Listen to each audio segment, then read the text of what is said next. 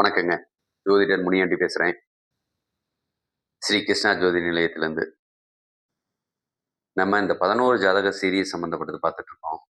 இதில தொடர்ச்சியா பார்த்தீங்க அப்படின்னு சொன்னோம்னா, டெய்லி ஒரு 11 ஜாதகம் போடலாம் அப்படின்னு சொல்லிட்டு, அது சம்மந்தப்பட்ட வீடியோக்கள அப்லோட் பண்ணிட்டுருக்கோங்க.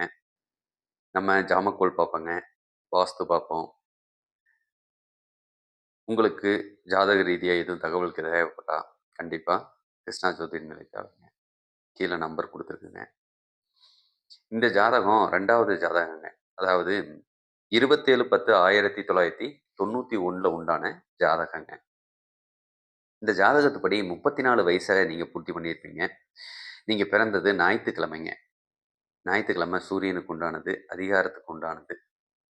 சரிங்களா? எங்க போனாலும் மான மரியாதை கிடைக்கக்கூடிய அமைப்ப இது ஏற்படுத்தும். பசங்க ஞாயித்துக்கிழமை பொறக்கிறது ரொம்ப ரொம்ப சிறப்புங்க. பெண்கள் பிறந்தாங்க அப்படின்னு சொன்னா, அவங்க அதிகாரத்தில போய் உட்கார வேண்டிய சூழ்நிலைய குடுக்குங்க. எங்க போனாலும் உங்களுக்கு அதிகாரம் கிடைக்கும்.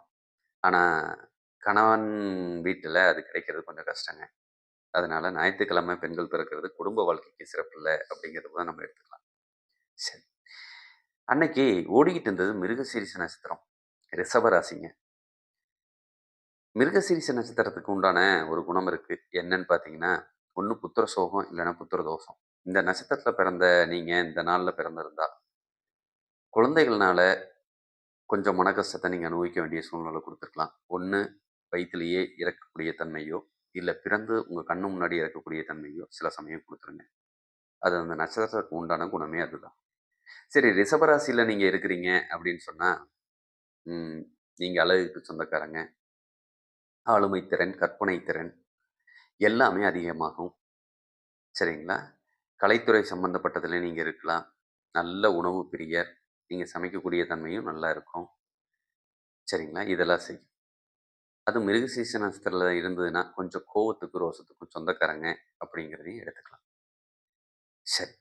இது வே, ஓ, கா, கி அவங்களோட பேர் நாமம் உண்டானவங்களும் தாராளமா இந்த பலன நீங்க எடுத்துக்கலாம். சரி மிருகசீரிஷ நட்சத்திரத்தில பிறந்திருக்கிறீங்க. உங்களுக்கு தசா புத்தி பார்த்தீங்கன்னா, பிறந்த உடனேயுமே செவ்வாய் தசை ஆரம்பிக்குங்க. அதுக்கப்புறம் ராகு தசை ஓடின்னு இருக்கும். சரிங்களா? படிப்பு முடியிற வரைக்கும். அதுக்கப்புறம் பார்த்தீங்க அப்படி சொன்னோம்னா, குரு தசை 16 வருஷம் இப்ப நடந்துட்டு இருக்குங்க. இந்த லக்கணத்துப்படியும், அதாவது இந்த தசாபடியும் ரிஷப லக்னம், துலாம் லக்னம், சிம்ம லக்னம். இவங்க 3 பேத்துக்கு இது பாதகமான தசாபுத்தின்னு நம்ம எடுத்துக்கலாம். சரிங்களா? இது பாதகமான தசாபுத்திய குடுக்கக்கூடிய அமைப்பு. சில சமயம் கடகத்துக்கும் இது பாதகத்த குடுத்துருவாரு அப்படிங்கிறத நம்ம எடுத்துக்கலாம். சரிங்களா? இதுல சூரியனோட போய் செவ்வாய் சேர்ந்து, புதனும் சேர்ந்து உட்கார்ந்துருக்காங்க இந்த ஜாதக ரீதியா. நான் அந்த முன்னாடி அத குடுத்துருக்குறோம். நீங்க பாருங்க. இதுவும் பார்த்தீங்கன்னா, சூரியன் நீச்சமாய் இருக்கிறது, செவ்வாயும் தன்னோட பலத்த அந்த வீட்ல கொஞ்சம் இழக்குறாங்க தான். ஏன்னா, சூரியனோட சேர்ந்த செவ்வாய், அஸ்தங்க தோஷத்துக்கு சில சமயம் போவாங்க. செவ்வாய் புதனோட சேர்ந்து உட்கார்ந்திருக்கிறதுனால, தோல் பிரச்சனை, நரம்பு பிரச்சனை இயற்கையிலேயே வரக்கூடிய அமைப்பை இது ஏற்படுத்திருவாங்க. சரி. சரி இந்த ஜாதக ரீதியா வேற ஏதாவது நமக்கு நாடி முறைப்படி கிடைக்குதாங்கிறதையும் கொஞ்சம் அலசிப்போம். குரு, ராகு நீங்க திருப்தியே அடைய மாட்டீங்க. ஆண் ஜாதகமா இருந்ததுன்னா, உங்களுக்கு திருப்தியே எந்த ஒரு விஷயத்துக்கு கிடைக்காது. வண்டி வாகனத்தில நல்ல லாபம். சில சமயம் பார்த்தீங்க அப்படின்னு சொன்னோம்னா, இரும்பு சம்மந்தப்பட்டதுலயும் லாபத்த குடுக்கக்கூடிய அமைப்ப குடுத்துருவாங்க. சனியானது ஆட்சியில உட்கார்ந்திருக்கு. அப்பன்னா சொந்த தொழில் பண்ணக்கூடிய யோகத்த குடுக்கும். இந்நேரம் சொந்த தொழில் ஆரம்பிச்சிருந்தா நல்ல லாபத்த குடுக்கக்கூடிய அமைப்பு.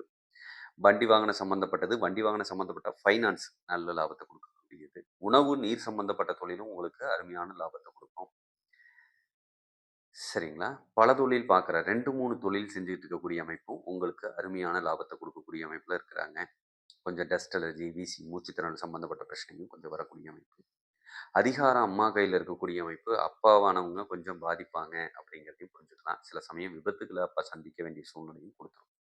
கொஞ்சம் கவனமா போயிட்டு வர சொல்லுங்க. செவ்வாய் கேதுவோட இருந்ததுன்னா, உங்களுக்கு இரத்த குறைபாடு சம்மந்தப்பட்டது, இதயம் சம்மந்தப்பட்ட பிரச்சனை. சில சமயம் ஒரு பல்லு விழுங்க. அந்த பல்லு இருக்கிற இடத்துல சந்து வரக்கூடிய அமைப்பு. மறுபடியும் கட்டவே முடியாத சூழ்நிலை அந்த பல்ல. இதெல்லாம் குடுக்குங்க. சரிங்களா? கொஞ்சம் ஸ்கின் ப்ராப்ளத்தையும் கொஞ்சம் குடுக்கும். காதல்ல இது தோல்விய குடுக்கக்கூடிய அமைப்பு. கடைசியில வீட்ல பார்க்குற பொண்ண கல்யாணம் பண்ணிக்க போவீங்க. அந்த சூழ்நிலை குடுக்கலாம். இதே ஒரு பெண் ஜாதகமா இருந்ததுன்னா, வேண்டாத கெட்ட பேர நீங்களே சம்பாரிச்சுக்குவீங்கங்கிறதையும் நல்லா புரிஞ்சுக்கங்க. இன்னைக்கு பிறந்தவங்க, அதாவது 27/10/1991 பிறந்தவங்க, வேண்டாத கெட்ட பேர கணவன்ட்டயும், கணவன் குடும்பத்திலயும் சம்பாரிக்கக்கூடிய அமைப்பை இது குடுத்துரும். நீங்க கொஞ்சம் கவனமா இருங்க. சோம்பேறித்தனத்துக்கு சொந்தக்காரங்க. இது அப்படி கூட நம்ம சொல்லக்கூடாதுல்ல. அடுத்தவங்கள வேல வாங்குவீங்க. சரிங்களா? அது நல்லாவே வேல வாங்குவீங்க. நீங்க அமைதியா இருந்துட்டு. சரிங்களா? உங்களுக்கு கர்ப்பப்பை சம்மந்தப்பட்ட பிரச்சனை கண்டிப்பா வருங்க. சில சமயம். பீரியட் சம்மந்தப்பட்ட பிரச்சனை, வயித்து வலி சம்மந்தப்பட்ட கோளாறுகளையும் குடுக்கும். ஒரு சில பெண்களுக்கு லக்னம் மாறம்போது, சூரியன் போய் செவ்வாய தொடுறதுனால, ஒரு நாளாவது விதவை இல்லைன்னா வாலா வெட்டிங்கிற பேர் எடுக்க வேண்டிய சூழ்நிலையும் கண்டிப்பா குடுக்கும். கொஞ்சம் கவனமா இருந்துக்கிறது சிறப்பு. உங்களுக்கு தோல் பிரச்சனை, நரம்பு பிரச்சனை கொஞ்சம் நல்லாவே குடுக்குங்க. அதுவும் கொஞ்சம் கவனமா இருக்கிறது சிறப்பு. சரிங்களா? இந்த ஜாதக ரீதியா, அதாவது 27/10/1991 இந்த ஜாதக ரீதியா வேற எதுவும் தகவல் வேணும்னா, தாராளமா நீங்க ஸ்ரீ கிருஷ்ணா ஜோதி நிலையத்தை அழைக்கலாம். உங்கனால முடிவு எடுக்க முடியாத போது கண்டிப்பா கூப்பிட்டீங்கன்னா, பிரசன்னம் பார்த்து சொல்லப்படும். சரிங்களா? நம்ம பிரசன்னம் பார்க்கறதுக்கு சார்ஜ் பண்றது இல்லைங்க. தாராளமா கூப்பிடுங்க.